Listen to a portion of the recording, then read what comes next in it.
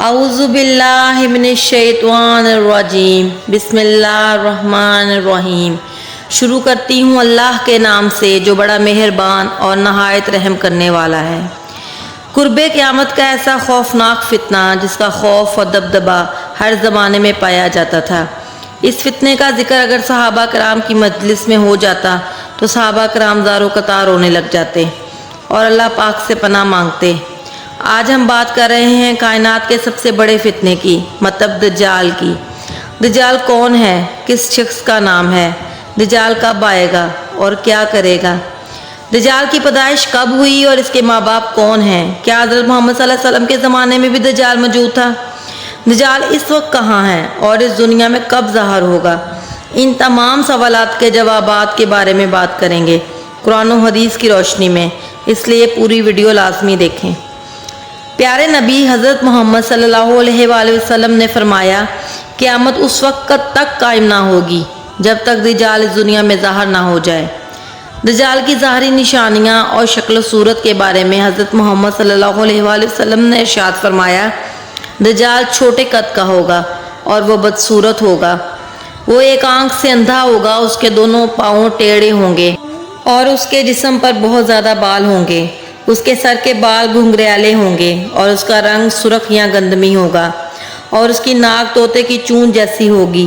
اس کی واضح نشانی یہ ہے کہ اس کے ماتھے پر کاف ر لکھا ہوگا، جس کو ہر مسلمان پڑھ لے گا، چاہے وہ پڑھا لکھا ہو یا ان پڑھ ہو، لیکن کافر اور فاسق اسے نہ پڑھ سکیں گے۔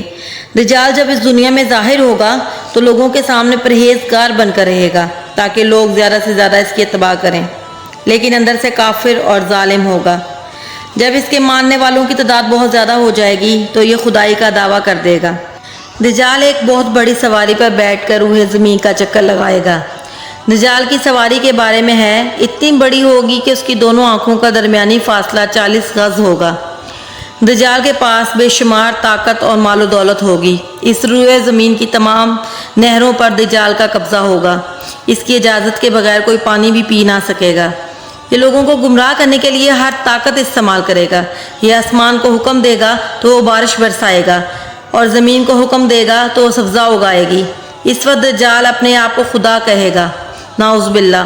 جو لوگ اس کا پیروکار بن جائیں گے وہ انہیں مال و مال کر دے گا اور جو خود سے خدا ماننے سے انکار کر دیں گے وہ انہیں قتل کر دے گا۔ دجال بجلی کی رفتار سے بھی تیز زمین پر گردش کرے گا اور دنیا کے ہر کونے میں جائے گا۔ اسرائیل کے یہودی اور تمام کافر اس کی حمایت کریں گے اور سچے مسلمان اس کو خدا ماننے سے انکار کر دیں گے۔ پوری روئے زمین میں فتنہ و فساد پھیلانے کے بعد یہ مکہ اور مدینہ کی طرف روانہ ہوگا۔ جب یہ مکہ میں داخل ہونے کی کوشش کرے گا تو اسے مکہ میں جانے سے روک دیا جائے گا اور آخر مکہ سے ذلیل و خوار ہو کر مدینہ کی طرف جائے گا۔ اس وقت مدینہ کے 7 دروازے ہوں گے، ہر دروازے پر نگہبان فرشتہ مقرر ہوگا جو اسے کسی بھی دروازے سے اندر داخل نہیں ہونے دے گا۔ تب دجال مکہ اور مدینہ کے باہر کھڑے ہو کر ایک خوفناک چیخ مارے گا۔ اس وقت مکہ اور مدینہ کے اندر جو منافقین ہوں گے وہ یہ چیخ سن کر دجال کے گروہ میں شریک ہو جائیں گے۔ دجال 40 دن تک اس دنیا کے اندر رہے گا اور بالآخر حضرت امام مہدی رضی اللہ تعالیٰ عنہ اور حضرت عیسیٰ رضی اللہ تعالیٰ عنہ کے ساتھ اس کا مقابلہ ہوگا۔ دجال کا لشکر مسلمانوں کی تعداد سے کہیں زیادہ ہوگا۔ مسلمانوں اور دجال کے گروہ کے درمیان ایک بہت بڑی جنگ ہوگی۔ اس طرح دجال کا گروہ جنگ میں ہار جائے گا، انہیں مسلمانوں سے شکست ہوگی۔ دجال حضرت عیسیٰ سے ڈر کر فلسطین کی طرف بھاگے گا۔ حضرت عیسیٰ اس کا پیچھا کرتے ہوئے مقام لد پر اسے پکڑ لیں گے اور اللہ کے حکم سے اسے قتل کر دیں گے۔ اب سوال آتا ہے کہ دجال کے ماں باپ کون ہیں؟ اس سوال کے بارے میں بہت سی روایات ملتی ہیں۔ حضرت محمد صلی اللہ علیہ وآلہ وسلم کے دور میں مسلمان مکہ سے مدینہ ہجرت کر رہے تھے تو انہی دنوں میں مدینہ کے اندر ایک یہودی عورت نے ایک بچے کو جنم دیا جو پیدائشی کانا تھا۔ یہ پیدائش سے ہی بہت عجیب تھا۔ بچپن میں یہ مدینے میں بچوں کے ساتھ کھیلا کرتا تھا۔ ایسا ایسا یہ مشہور ہونے لگا، اس نے نبوت کا دعویٰ کر دیا۔ مدینے کے اندر جب اس کی ماں حضرت محمد صلی اللہ علیہ وآلہ وسلم کے پاس آئی اور تمام ماجرا بیان کیا، اس کی ماں نے حضرت محمد صلی اللہ علیہ وسلم سے گزارش کی کہ آپ میرے بچے کا معائنہ کریں، یہ کیا کر رہا ہے۔ ایک دن حضرت محمد صلی اللہ علیہ وآلہ وسلم صحابہ کرام کے ہمراہ اس بچے کا معائنہ کرنے اس کے گھر کی طرف روانہ ہوئے تو راستے میں اس بچے کو کچھ انصاری بچوں کے ساتھ کھیلتے ہوئے دیکھا۔ اس بچے کا نام ابن سیاد تھا۔ ابن سیاد بلوغت کے قریب تھا لیکن جوان نہیں ہوا تھا۔ حضرت محمد صلی اللہ علیہ وآلہ وسلم اس کے قریب گئے لیکن اسے پتہ نہ چلا۔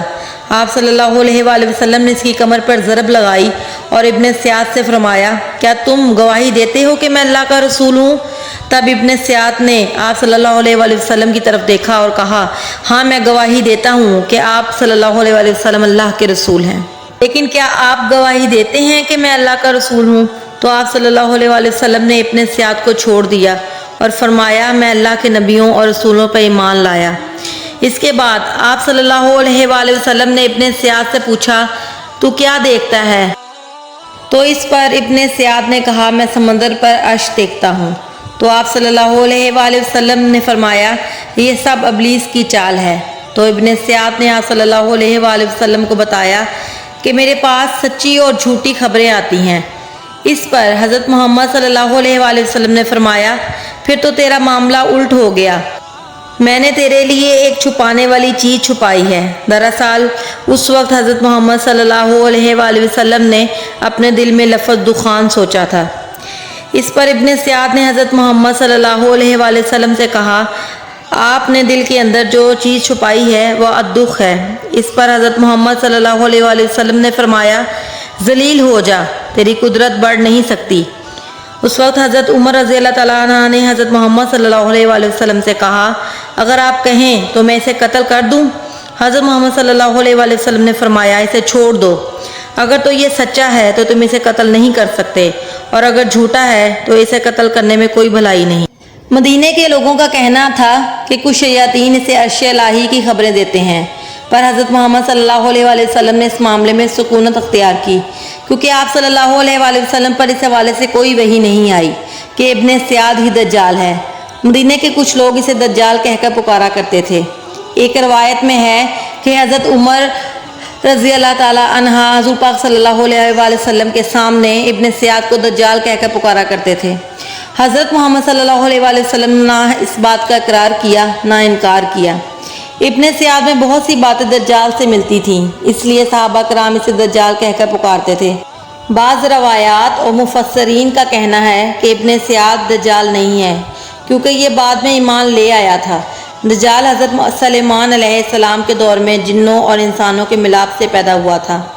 اس کے ماں باپ کو قتل کر دیا گیا اور دجال کو جزیرے کے اندر قید کر دیا گیا تھا، جو آج بھی وہیں قید ہے، اور اس کے ساتھی شیطان اس کو ہر پل کی خبر دیتے ہیں، اور حقیقت کوئی نہیں جانتا کہ دجال کہاں ہے، کیسے پیدا ہوا۔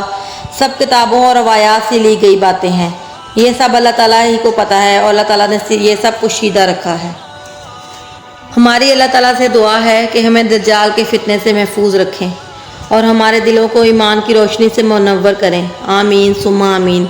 ناظرین، اگر آپ کو ہماری یہ اسلامک ویڈیو پسند آئی ہو تو ہمارے چینل کو سبسکرائب کریں، شیئر کریں، لائک کریں، تاکہ آئندہ آنے والی تمام ویڈیوز آپ تک بآسانی پہنچتی رہیں۔